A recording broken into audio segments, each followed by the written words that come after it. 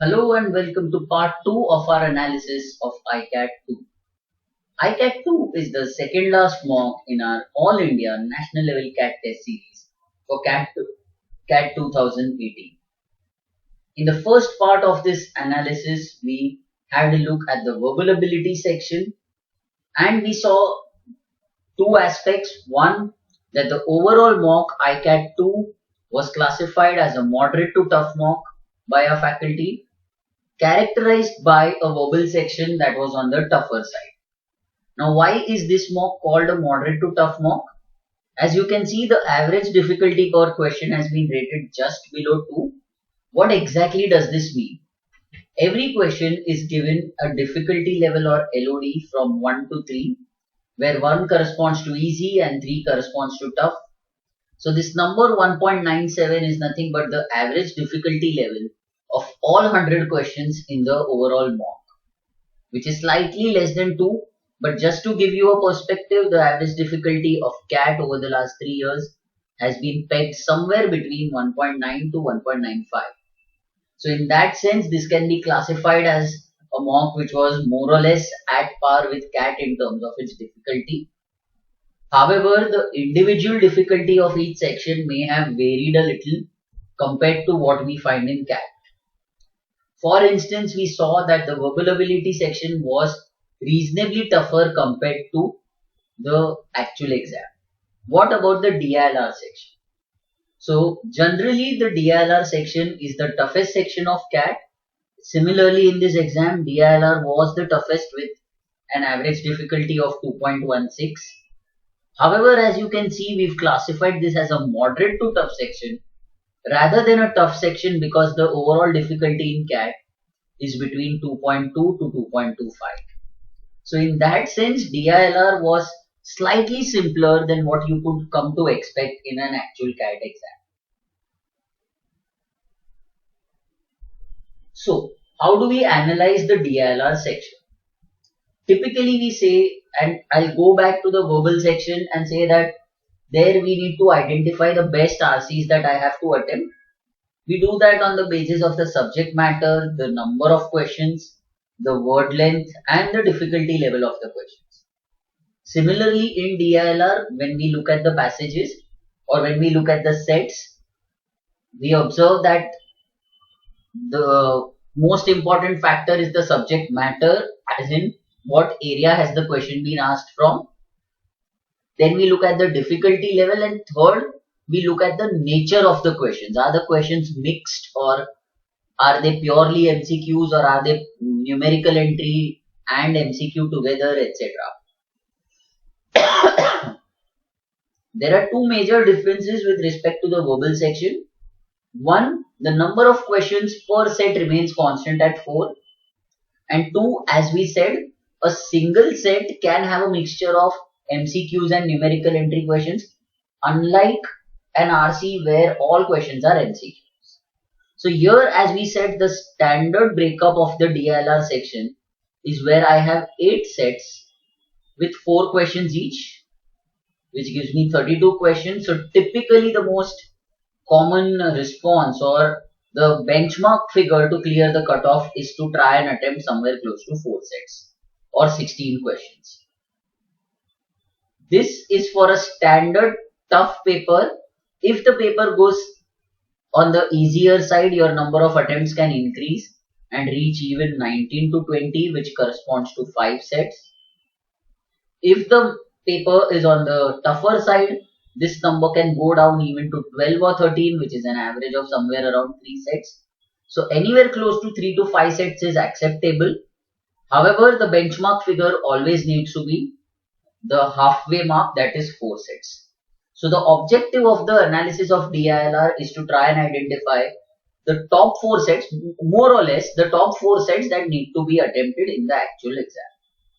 So let's look at these sets now for iCAT2. So as you can see in this graph, the graph shows you the description of the set along with the nature of questions, that is whether they were mixed, MCQ, etc. And then we have the difficulty level of the sets. So as we can see, the average level of the section was 2.16, Now, if I look at this line as some kind of a boundary, I will observe that there were clearly three sets which were extremely tough compared to the overall sectional difficulty, and these were the ones which were taking up the difficulty level of the entire section.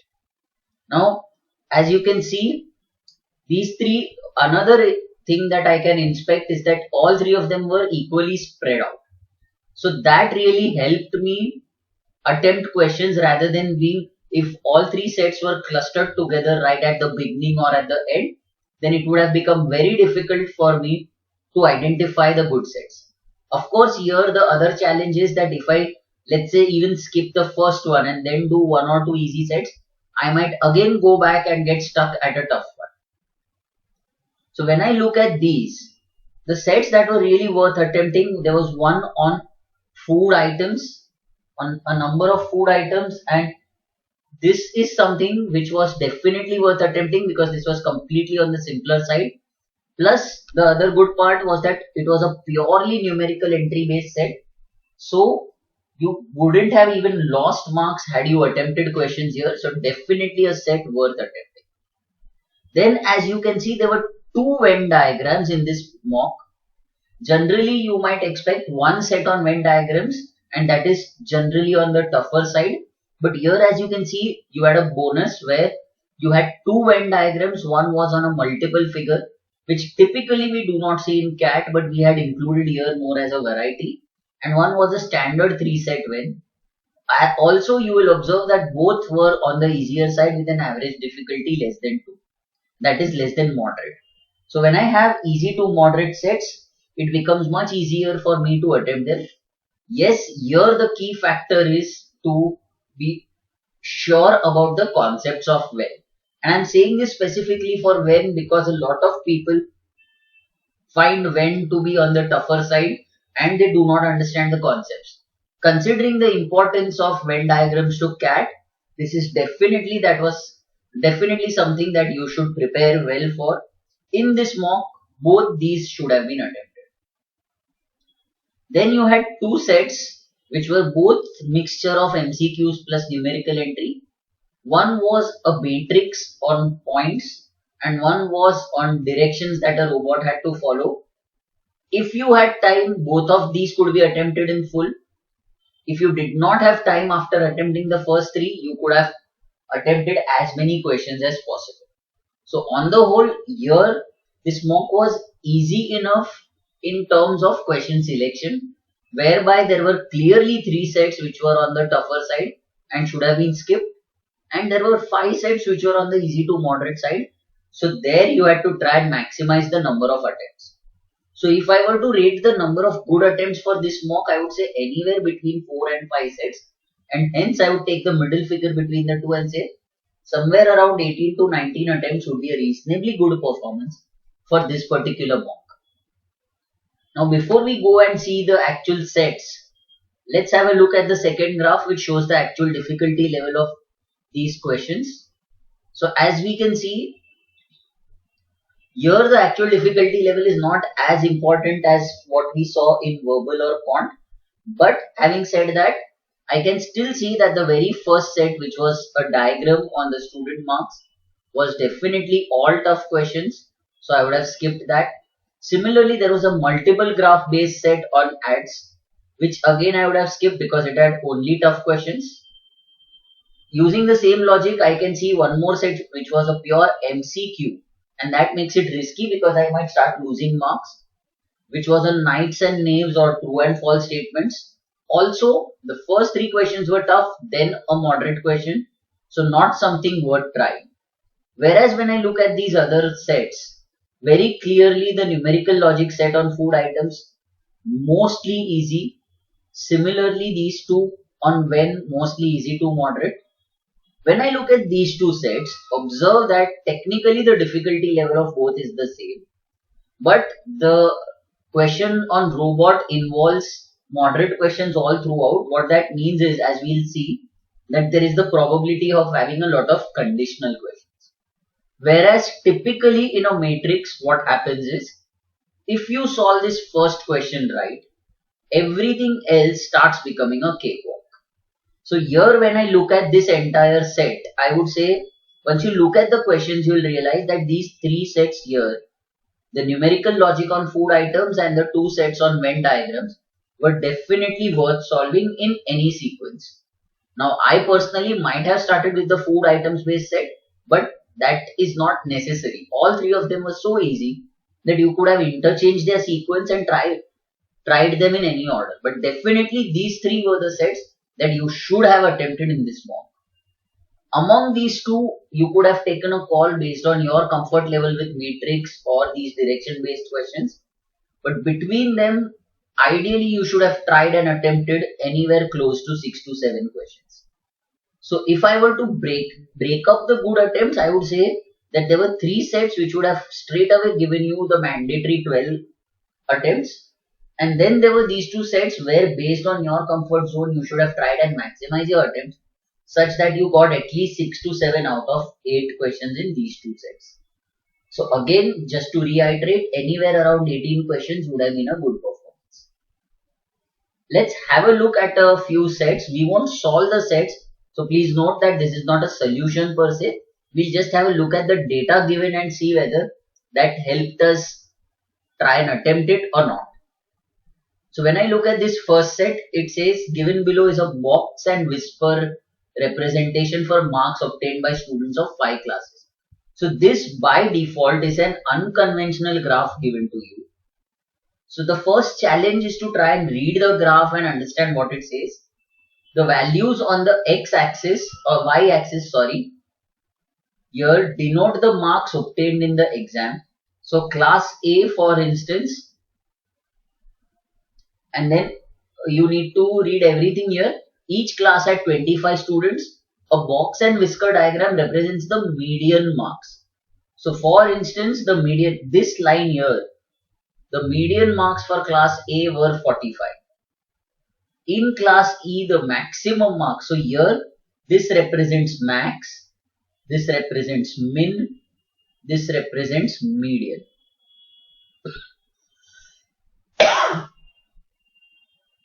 Also, you should be aware of the difference between median and arithmetic mean. So you have these clues given for everybody. For instance, median marks of the lower half of class C was 30. So which means if I took 25 students and took the lower half, which was 12, then their median was 30, while the median of the upper half was 60. So taking all these clues into account, you need to answer these questions. But here when you look at these questions, what is the maximum possible average of the students in class E? So you will obviously not be able to find the actual marks of the 25 students. So there will be some concepts of averages that you need to apply, maximize those marks. Similarly, by what percent is the maximum possible average of C greater than minimum possible of A? So now it is 2 classes and maximum minimum. So a lot of maxima minima involved. So when I look at this particular set, there are 2 challenges. One is clearly reading how this set is to be presented, and 2, then applying averages on a maximum minimum level in order to answer these questions. Considering that 3 out of 4 questions here are MCQ, it makes it even more challenging, because if my interpretation is wrong, then I'll start losing marks instead of gaining. On the other hand, when I look at the second set, this is something that you would have seen really in an NMAT or an MHCT or other exams. But here, of course, we had 5 sets: a vertical rectangle, a horizontal rectangle, a vertical circle, horizontal and oval, you can call it, or a horizontal circle, and a triangle. And then you had these 5 languages that were mentioned, so you needed to be aware of the number of students according to the languages that they speak. And then it was just a matter of counting. How many students speak at least 2? How many speak at least 4? Exactly 1, at least 3.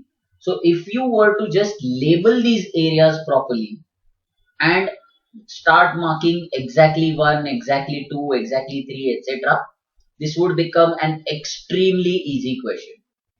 So compared to the first one, which was also an unorthodox diagram, this was also unorthodox, but this was extremely easy and should definitely have been tried. If I look at this third set, which was the matrix based set, so here the amount of data was large, and that would have given a challenge because you have this data where you have 6 members. Every new member is given 1 point at the start of the month. A member earns points only when he or she attends fortnightly meets. At the end of each month, points earned by members during that month get reset. On the basis of past records, certain members are given some points at the start of the month. Highest number of points a member can have in a particular month is 8.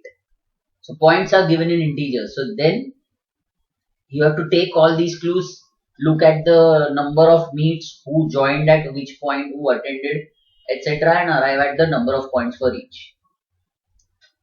Here again, the challenge also is that the first question itself doesn't give you a direct answer. It says what is the increase in the average of points obtained by the 6 members after the first round as compared to initial points at the start of the month. So you need to have initial, then final, take the average. So this is slightly trickier than it really looks, and that is why we kept it on a lower priority compared to the 2 whens and the numerical entry set. This was the other tough question where we had purely MCQs and you had 3 teams, 2 members with people being called Rolo Polo. The Rolos never lied, so they were the truth tellers, and the Polos always lied, so they were the liars. Plus there were 6 people, so the people had to go into each team, and then we had to identify who was a Rolo, who was a Polo. So this was a fairly tricky question, very good to solve at home in order to practice DILR, but not something that I would have tried in the exam. This was the other set that we mentioned that should have been tried right at the end. So here we had a robot running on a track, and then there were clues that the robot initially faced north, ran with a certain speed. Also there were 5 instructions based on which it would work. If the robot doesn't get any signal for 2 seconds after the previous command, except for run and stop, it turns right by default, starts running till the next signal. So there were conditions that needed to be implemented at each stage. Typically, conceptually this is easy, but you need to be very meticulous. Also you need to realize that each question has data given like this. So the first one has where will the robot be with respect to its initial position. If it, that is, so the word that is missing, the robot gets the following set of instructions. So the robot gets this instruction, so you need to plot the entire path. Based on this, mark your answer. Now if this is right, you will be able to answer the next question. Similarly, where will the robot be with respect to its initial position if it gets the following set of instructions? Again, plot a new path altogether. And then the last question again says a new set of instructions, plot the path.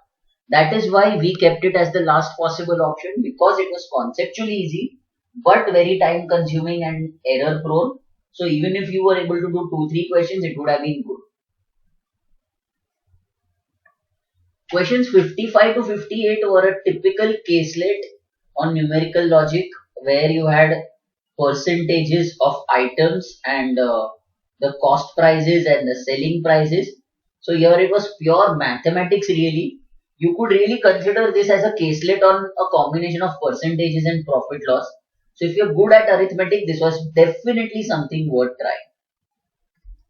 If I look at the last 2 sets, this looked easy, 2 pie charts, 1 bar graph, but the amount of work required was pretty much a lot.